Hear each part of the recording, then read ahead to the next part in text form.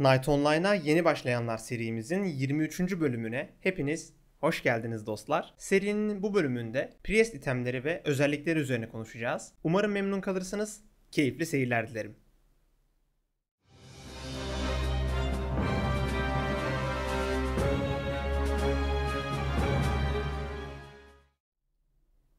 Priest itemlerini iki sınıf üzerinde değerlendireceğiz. Atak ve defans priest itemleri. Bunlar kendi içerisinde de ikiye ayrılıyor. Tek tek detaylarına değinip itemleri açıklayalım. Defans priest ile başlayalım. Defans priest'i yapılandırırken kullanılan itemler bulunduğunuz takıma göre değişir. Eğer melee bir takımın içerisindeyseniz defans ve HP ağırlıklı giderken, mage team'de bulunuyorsanız HP ve resist ağırlıklı item takıyorsunuz. Küpe olarak 3 seçeneğimiz var. Bronze Earring, SSE ve Lil. Bronze genelde daha düşük bütçelerde tercih edilirken SSE daha yüksek bütçe bir itemdir. Ayrıca Lil ve SS'yi birbirinden ayıran özellik görüldüğü üzere resistlerdir. Yani Mage Team'de bulunan Lil takarken Melee Team'de bulunan Pri SS'ye yönelecektir. İkisinden de birer tane takarak dengeli gidebilirsiniz. Neck olarak Christmas Cross, EP, VP ve Iron Neck takılıyor. Hepsi kullanıma bağlı tercihlerdir. HP ve düşük bütçe için Christmas Cross, defans ve HP için EP, resist için VP, anti ve HP için Iron Neck tercih ediliyor. Fiyat sırasına koyduğumuzda en pahalısı genellikle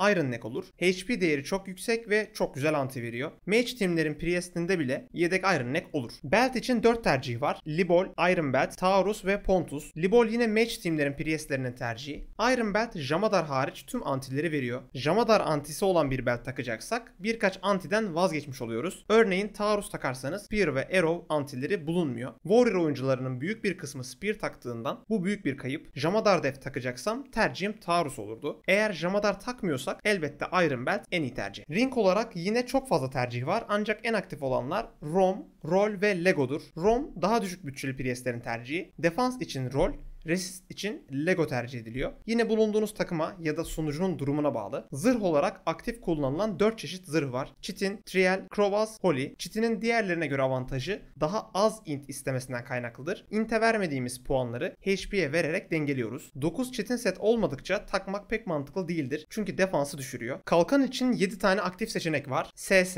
CS, DS, Aegis, Gab, Adaga ve Dark Knight Shield. SS, resist ve HP için takılan bir kalkan. Mage teamlerin Priest'leri takar. CS tam bir Warrior düşmanı. Verdiği antilerle zaten çok belli oluyor. DS düşük bütçe bir kalkandır. Yeni sunucularda GAP falan olmadığından takılabilecek en iyi kalkanlardan olsa da eski sunucularda pek tercih edilmiyor. GAP'a parası yetmeyen Priest'lerin tercihi diyebiliriz. Aegis ve GAP tamamen aynı iki item. Aegis upgrade yapılamayan bir item olduğundan GAP bir tık pahalı oluyor. Artı 7 GAP'ın özelliklerini taşıyor. İkisinin de patlama özelliği var. Patladığında belli bir süre fiziksel hasar almazsınız. Bu GAP adamantan özelliği. Bir de GAP Blessing versiyonu var. Bu ise patladığında büyü hasarı almazsınız. Aradaki tek fark bu. Adaga ve Dark Knight Shield ise aynı itemdir. Sadece Dark Knight Shield patlama efekti var. Patladığında alınan hasarı rakibe yansıtıyor. Onun dışında bu itemler yine Jamadar anti için takılabilen kalkanlar. Son olarak elimize taktığımız silah iki çeşittir. Mage Team Priest'i Lycon, Melee Team Priest'i Lobo takar. Defans Priest itemleri bu kadardı. Şimdi geçelim atağa. Öncelikle STR Priest ile başlayalım. STR Priest yapılandırmak Warrior ile neredeyse tamamen aynı. Taktıkları tüm takılar ortaktır. O yüzden bunu hızlı geçip asıl meseleye geleceğim. Küpe olarak Opal, PE veya Lil takılır. Neck, Aos ya da Iron Neck. Belt, Sos veya Sas. Ring ise Rock ve Heros kullanılıyor. Çok agresif oynayanlar Diamond Ring de tercih edebiliyor. STR Priest'in fazla hasar çıkartabilmek için Int'ten kısıp STR veren bir oynanışı var. Int az verdiği için de giydiği zırhların defansı oldukça az. Bunlara Fabric ya da Pepper diyoruz. STR basılı şekilde giyiyorlar. Elbette Int'e az verdikleri için STR 255 oluyor. Fazlaca puan kalıyor ve bu da HP veriliyor. Doğal olarak da atağı ve HP'si fazla ancak defansı az bir karakter ortaya çıkıyor. Elbette üstünde yedek kalkan bulundurarak bir nebze tolere ediliyor. Silah tercihi ise Club ve Sword tarzı olmalıdır. STR Priest'i Warrior'dan ayıran en büyük özellik bu. Warrior gibi Raptor falan takamıyor. Takabilir ancak Spear gibi bir itemle veya Axe'la atak yapamaz. Bu yüzden takamıyor diyoruz. Skill'leri sadece Sword ve Club üzerinde aktif hale geliyor. Bu yüzden takabileceği 5 tane tane silah var. MS,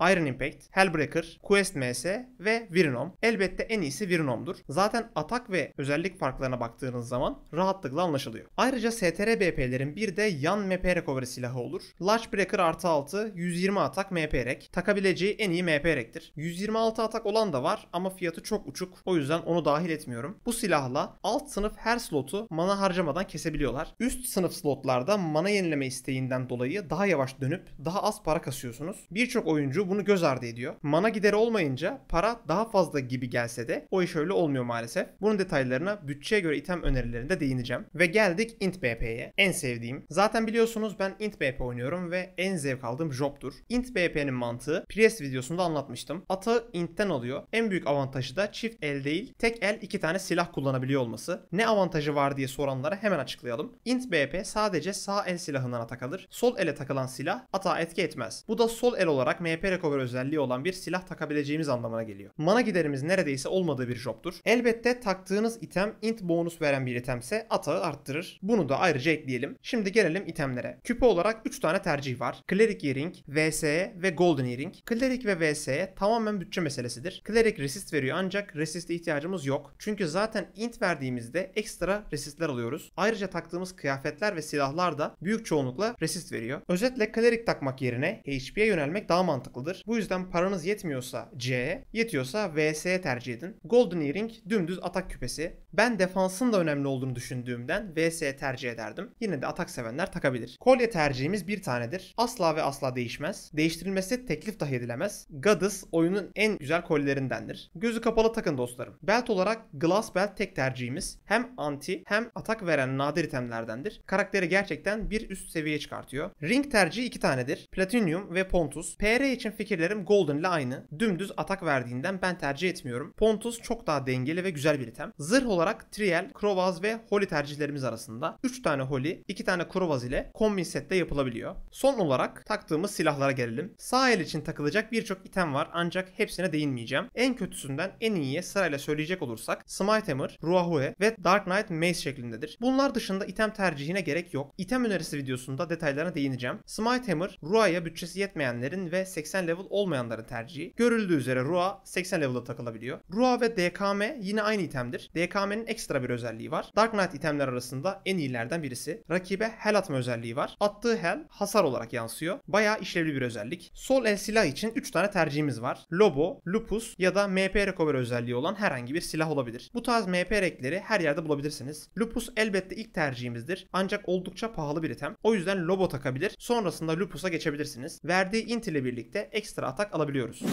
Evet dostlar, Priest'in taktığı hemen her itemi detaylıca konuştuk. Bilgilendirici birkaç noktaya değindim. Bir sonraki item öneri videosunda daha da detaya ineceğim. O yüzden şimdilik itemlerden bahsetmemiz yeterli olacaktır. Night Online'a yeni başlayanlar serimizin 23. bölümünün sonuna geldik. Umarım keyif almışsınızdır. Serinin diğer videolarında görüşmek üzere. Kendinize iyi bakın dostlar.